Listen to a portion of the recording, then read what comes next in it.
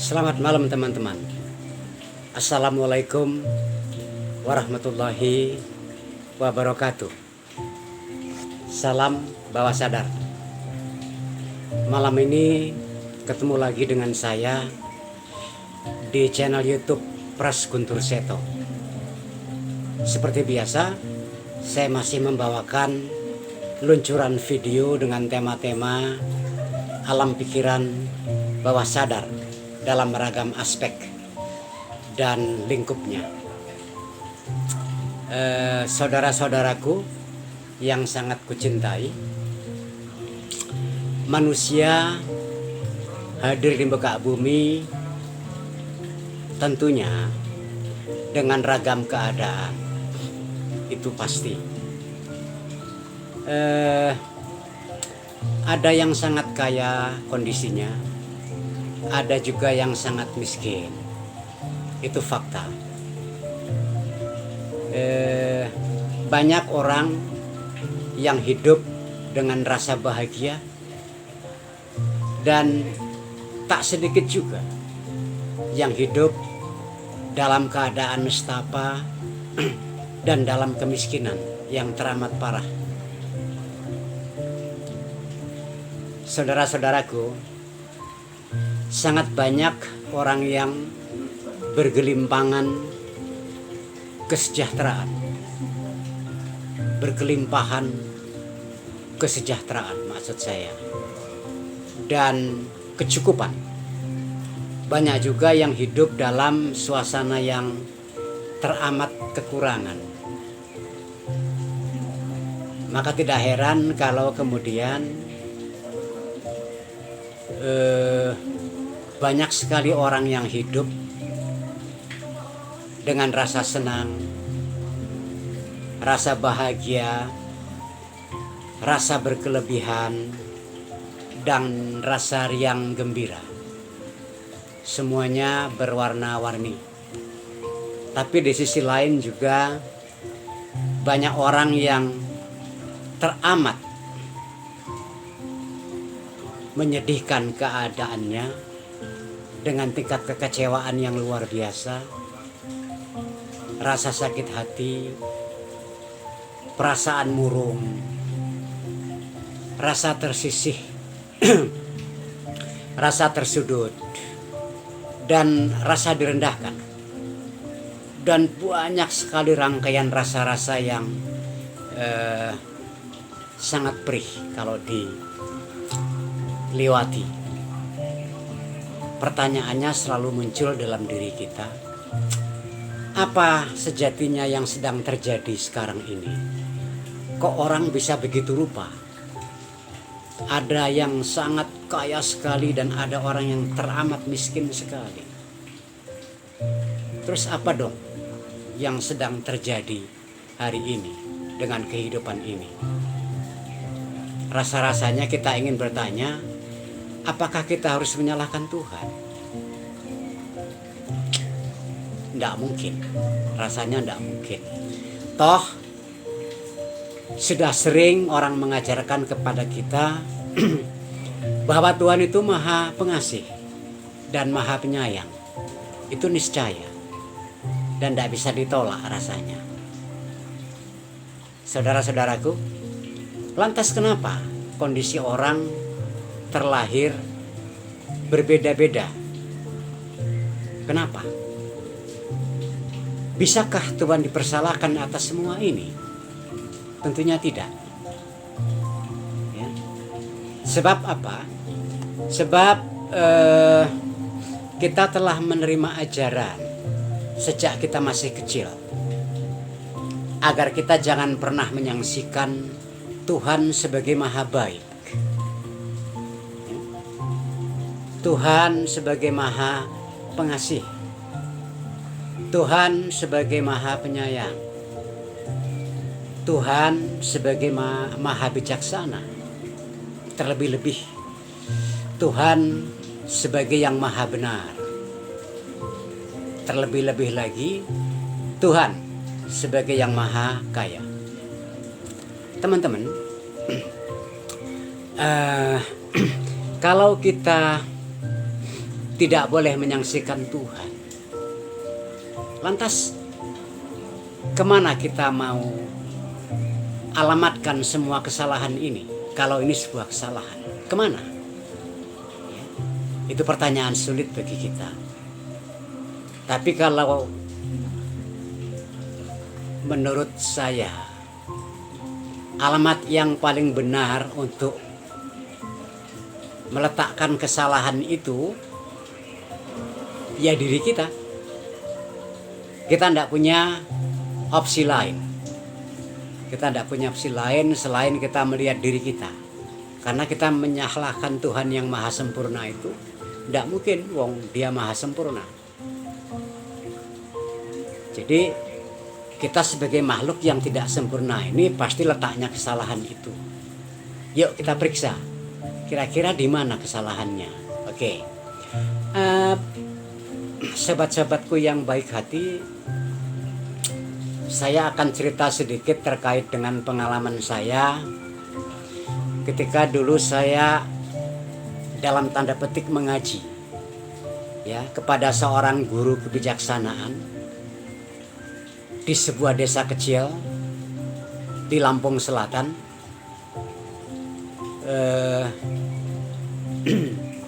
Jauh sekali tentunya dari tempat sekarang saya berada di Lampung Selatan. Satu ketika guru saya ini pernah bertutur kepada saya.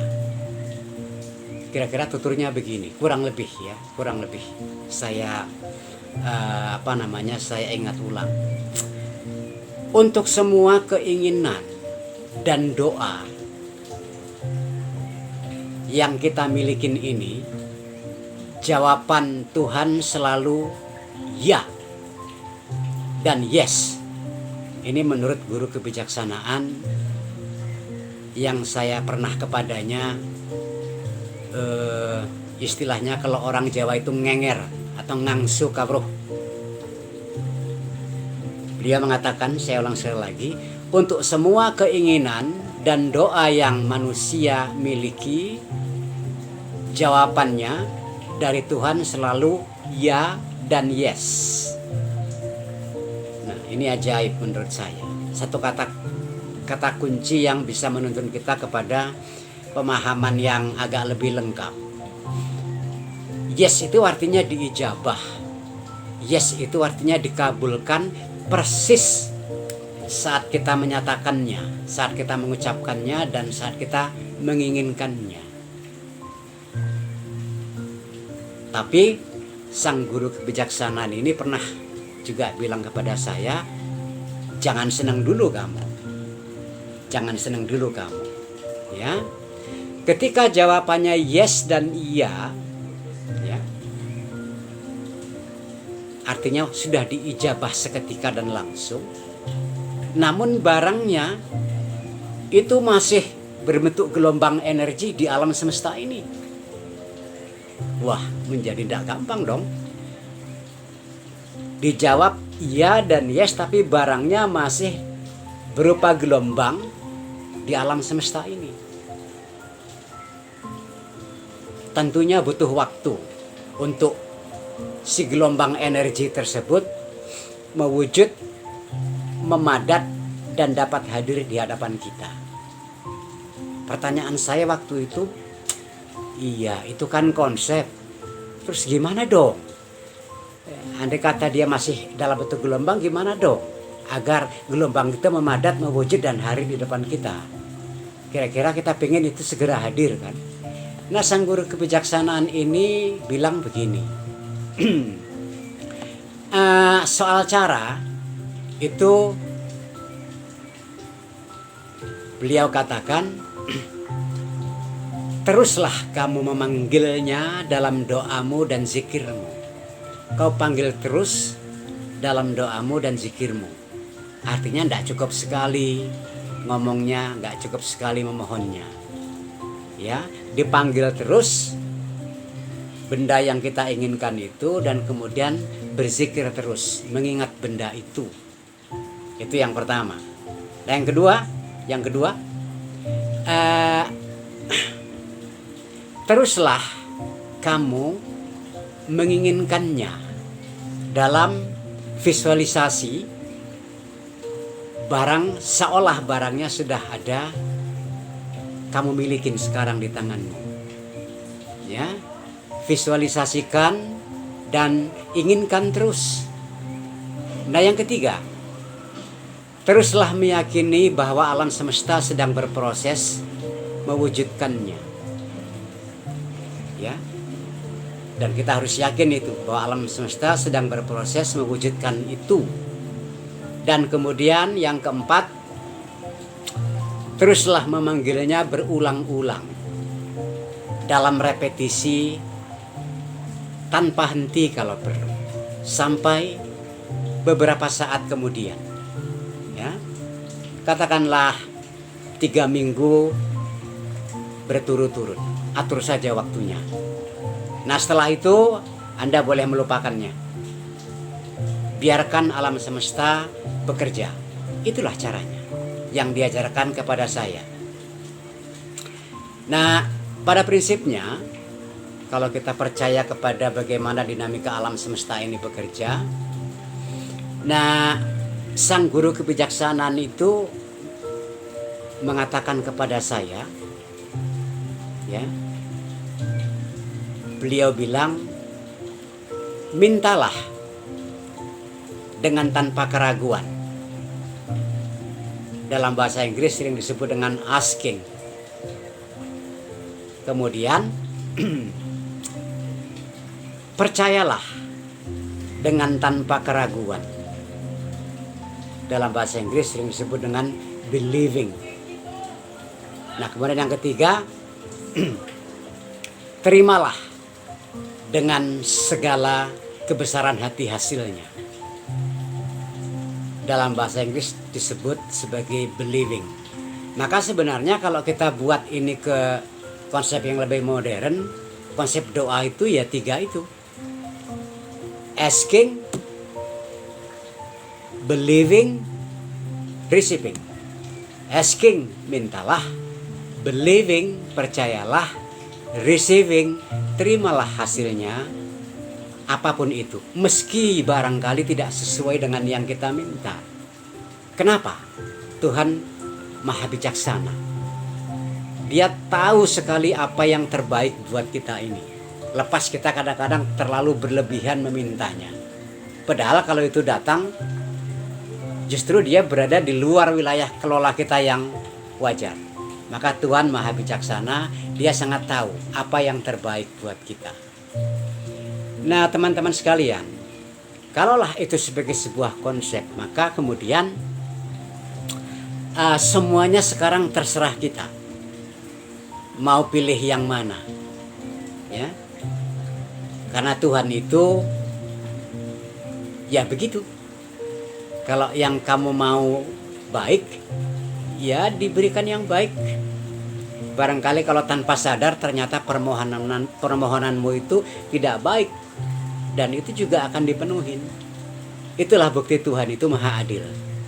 Dia tidak pilih kasih. Terlepas Anda siapa, Anda tetap pantas. Setiap orang tetap pantas, terlepas siapapun dia. Oke, kira-kira sekarang terserah pada kita apa pilihannya, apa yang kita minta. Oke. Nah, dalam penyelenggaraan semua peristiwa itu, Tuhan itu berkolaborasi dengan alam semesta dan termasuk berkolaborasi dengan makhluk-makhluk ciptaannya. Maka di dalam diri ini ada sebuah mekanisme yang disebut dengan mekanisme kecerdasan alam pikiran bawah sadar itu. Terus barangkali orang bisa menyoal, lah kok Tuhan mencela-mencela? Baik dikasih, buruk dikasih. Ya itulah. Kalau Tuhan itu dikatakan maha adil, dia adil. Baik dia kasih, buruk dia kasih. Kalau baik manfaatnya baik buat kamu. Kalau tidak baik, otomatis kamu menerima konsekuensinya. Maka kita disuruh memilih. Ketika kita punya waktu untuk meminta, mintalah yang baik-baik saja. Kira-kira begitu. Tidak ada peristiwa di muka bumi ini yang terjadi bukan karena Tuhan. Semua kalau dia terjadi karena Tuhan semata-mata mengizinkan. Jadi tidak ada entitas lain yang bisa mengizinkan peristiwa di muka bumi ini terjadi selain Tuhan itu sendiri. Entah itu peristiwa baik, entah itu peristiwa buruk. Maka kalau dia terjadi, itu artinya Tuhan mengizinkan itu terjadi. Maka semua peristiwa sejatinya adalah peristiwa Tuhan dan peristiwa ilahiyah. Jadi sekarang kita tidak lagi menyoal, ya. Baik tidak baik itu kan sebenarnya cara kita menilai. Biasanya kita diajarkan menilai kalau peristiwa itu tidak menguntungkan kita, kita anggap tidak baik. Kalau peristiwa itu menguntungkan kita, kemudian kita katakan itu peristiwa baik. Atau di lain sisi sering kita mencemooh seolah-olah kalau peristiwa buruk itu peristiwa itu karena tindakan setan atau berkolaborasi dengan setan. Saya pikir kita harus perbaikin cara berpikir ini. Even setan sekalipun tidak bisa melahirkan sebuah perbuatan andai kata Allah Tuhan yang Maha Kuasa tidak mengizinkan. Katakanlah itu kan karena kolaborasi setan dan lain-lain, bersubahat dengan jin dan lain-lain. It's okay, no problem. You may say that. Okay? Even the Satan will not be able to do anything without the permission of God. Setan sekalipun nggak bisa melakukan apa-apa selain seizin Allah peristiwa itu terjadi. Sahabat-sahabat sekalian, sahabat Guntur Seto yang setia, mudah-mudahan pesan ini bisa sampai dengan baik, karena itu yang saya harapkan. Dan sekarang saya sedang berbicara dengan alam bawah sadar Anda, bahwa Anda harus percaya yang saya katakan, bahwa jawaban alam semesta dan Tuhan atas semua permintaan itu selalu yes, yes, yes, yes, dan yes. Ya. Anda mau baik, yes. Anda mau tidak baik, yes. Konsekuensinya Anda yang terima. Itulah yang disebutkan sebagai Tuhan yang Maha Adil itu. At least ini my personal idea. Dan mudah-mudahan banyak orang setuju dengan yang saya katakan. Jadi kalau kita ingin menakar keadilan Tuhan, beda dengan cara kita menakar keadilan manusia. Kalau manusia masih bisa, ini kan keponakanku, karena dia keponakanku maka dia aku luluskan. Nah, itu kan musuhku, karena dia musuhku maka apapun yang dia minta tidak aku berikan. Tidak ada. Tuhan tidak dipikirkan dalam kerangka seperti itu. Tuhan itu Maha Adil. Kita diberi akal sebagai wasit. Kalau kamu sadar permintaanmu ini buruk dan kamu ngotot agar ini terjadi, maka Tuhan hanya mengizinkannya. Dia stempel jebret. Tapi Tuhan juga tetap bilang, nah karena mintamu buruk, kukasihlah yang buruk. Karena di saat itu kamu barangkali nggak bijaksana menggunakan nalarmu, maka konsekuensinya nanti dari peristiwa yang kuijabah itu kamu akan terima. So, sekian pesan video saya malam hari ini. Cukup pendek, tapi barangkali kalau Anda memaknainya secara baik, ini bisa menjadi pedoman ke masa depan. Selamat malam. Terima kasih atas segala perhatian. Salam bawah sadar, salam sukses, salam bahagia. Assalamualaikum warahmatullahi wabarakatuh. Salam bawah sadar.